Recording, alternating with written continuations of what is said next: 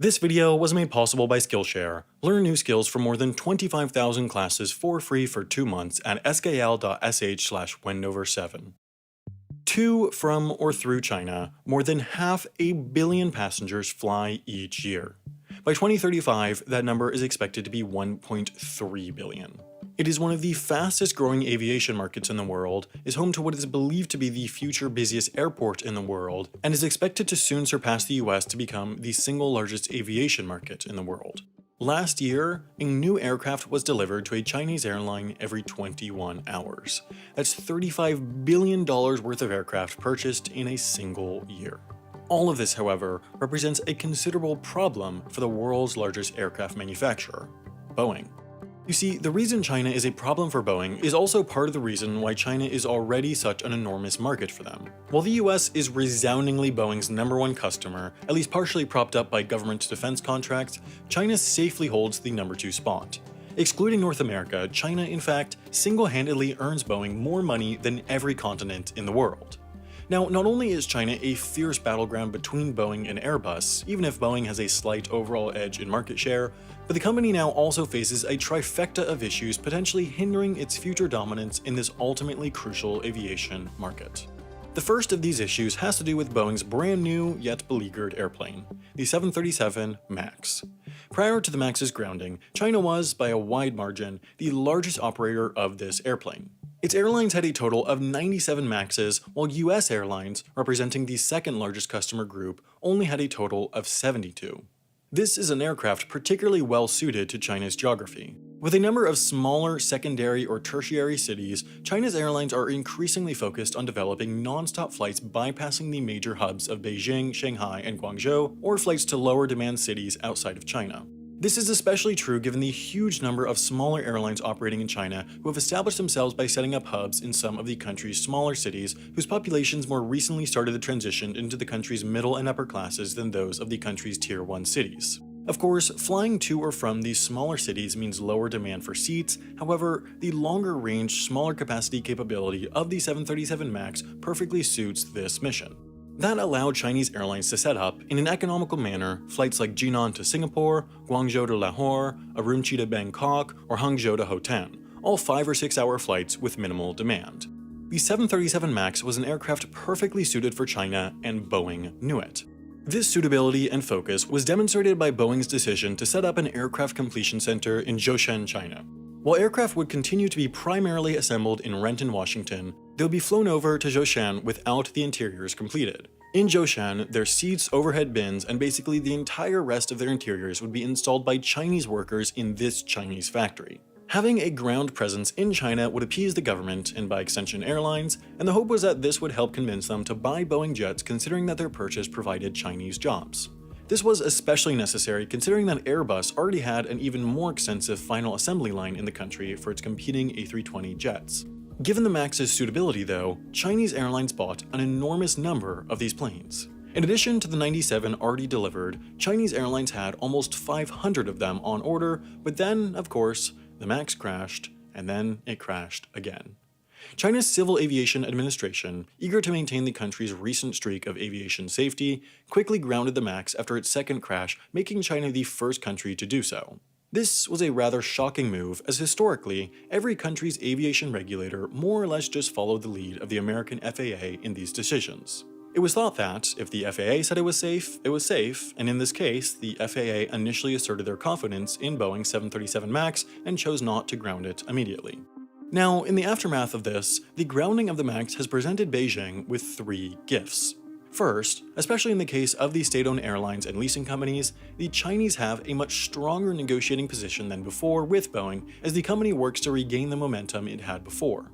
Prices, which typically vary widely from airline to airline and deal to deal, could end up lower.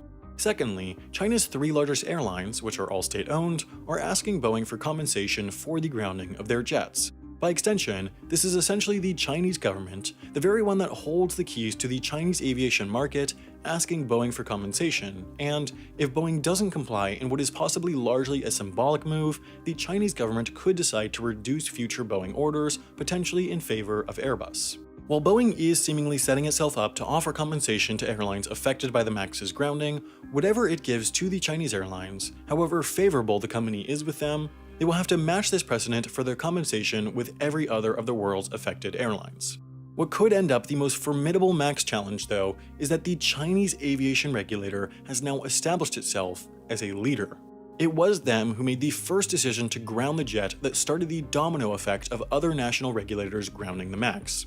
Considering China's regulator has now successfully flexed their muscle in this space, the American FAA, which has deep links to Boeing and has allowed Boeing to essentially self-certify certain aspects of their new aircraft, has lost some prowess in its role as, in a sense, the world's aviation regulator.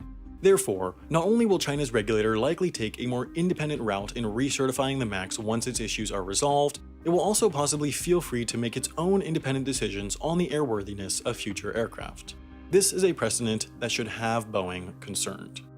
Now, a smaller but significant second issue for Boeing is the ongoing trade war between the US and China. While Boeing has not yet encountered clear implications from this trade war, some speculate that the company could be used as a pawn. You see, China's three largest airlines, China Southern, China Eastern, and Air China, are all majority government-owned, and therefore their orders can be used as a sort of political tool. To date, these three airlines' fleets are slightly weighted towards Airbus planes, despite the country's airlines as a whole on average having a slight preference towards Boeing, but they still do operate a significant number of Boeing planes. While Boeing is not, of course, a state-owned company, they are the US's largest exporter and a major American employer, and therefore the US government and Department of Commerce works hard to prop them up. As the largest international market for Boeing, China has the keys to either help or hurt America's economy through how many planes it decides to order. In the height of the US-China trade war, in March 2019, Chinese President Xi Jinping announced a massive $35 billion order of 300 Airbus aircraft by China's state-owned aircraft leasing company. While you can never know for sure, this certainly was viewed as a move at least partially intended to send a message to the US. Meanwhile, since the beginning of the trade war, there has been a noticeable lack of significant Boeing aircraft orders by Chinese airlines. These, however, are most all fairly short-term threats. The trade war will pass, the 737 MAX will take the skies again, and what is perhaps Boeing's largest problem is still to come. Their largest threat is that China is building their very own plane. It's being built by the Commercial Aircraft Corporation of China, or COMAC. Now, to recap, in the commercial jet aircraft manufacturing space, there's of course Boeing and Airbus, then there's Embraer, which is in a joint venture with Boeing, and Bombardier, whose flagship program was bought by Airbus. Therefore, Boeing and Airbus control an enormous majority of the industry. Aside from that, the only major unaligned aircraft series is the Bombardier CRJ regional jet, whose manufacturing rights are in the process of being bought by Mitsubishi. There's then the Russian United Aircraft Corporation producing a small number of Ilyushin, Tupolev, and Sukhoi jets, and an even smaller number of commercial jets being produced by the Ukrainian Antonov company. These Russian and Ukrainian aircraft tend to be mostly bought and operated by Russian and Ukrainian airlines, so in terms of global aircraft competition against Boeing and Airbus, there really is none. It is the textbook duopoly. COMAC, however, could break that. It may surprise some to hear that there are already COMAC aircraft flying in China's skies, the ARJ-21. This small 78-passenger jet was COMAC's first significant foray into commercial aircraft manufacturing, and it has been, to put it bluntly, a disaster. When it was first announced in 2002, the aircraft was supposed to take the skies in 2005. In reality though, the first prototype wasn't completed until 2007, the first test flight didn't happen until 2008, and then after delay upon delay upon delay, the first commercial flight didn't happen until 2016. Since then, the issues have not let up. The aircraft was plagued with reliability and capability issues, and to date, only 14 are in commercial service. Now, it would be quite reasonable to question why this aircraft could threaten Boeing, especially considering that Boeing doesn't even develop an aircraft in a similar size to the ARJ-21. The answer is that it doesn't. The aircraft that should make Boeing nervous is this, the COMAC C919. Worth noting is that Boeing is actually in a joint venture with COMAC for its final delivery plant in Zhoushan, but that certainly doesn't stop the companies from competing. Just by looking at this plane, you can tell it's built to compete directly with Airbus's A320 and Boeing's 737.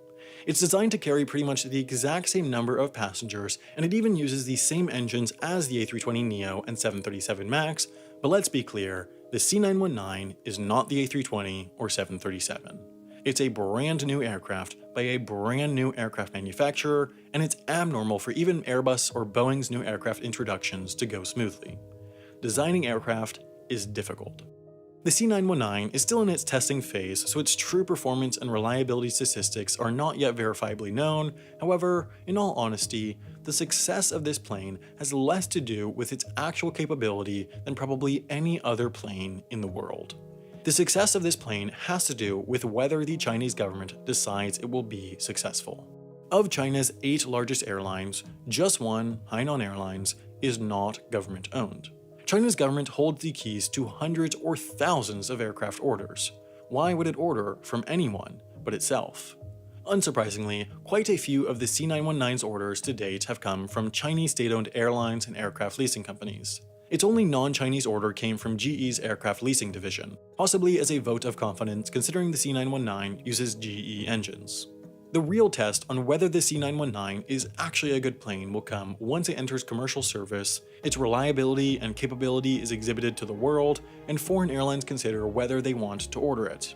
With China's expertise in low-cost, high-tech manufacturing, it could possibly prove a low-cost alternative to the A320 or 737, which has had some airlines intrigued. Most visibly Ryanair, whose CEO said he would be seriously interested in the aircraft if a 200-seat variant was developed. China also has increasing geopolitical power, especially in pockets of Africa which also have fast-developing aviation markets, and this could translate to a number of politically aligned countries choosing to buy and operate COMAC planes.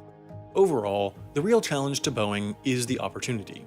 If they miss the opportunity to become a dominant player in the world's future largest aviation market, they could have trouble maintaining their position as the world's largest aircraft manufacturer. Being number one means that staying number one is the expectation, not the goal, and so the Chinese market, while it is an opportunity, is also a requirement. Now, in a similar vein, anyone who's been number one in anything knows that staying there requires continuous improvement. That means that no matter if you're at the beginning of your career or if you're already at the top, you know that you should be constantly improving yourself. Part of the way that I make sure I'm always doing this is by using Skillshare.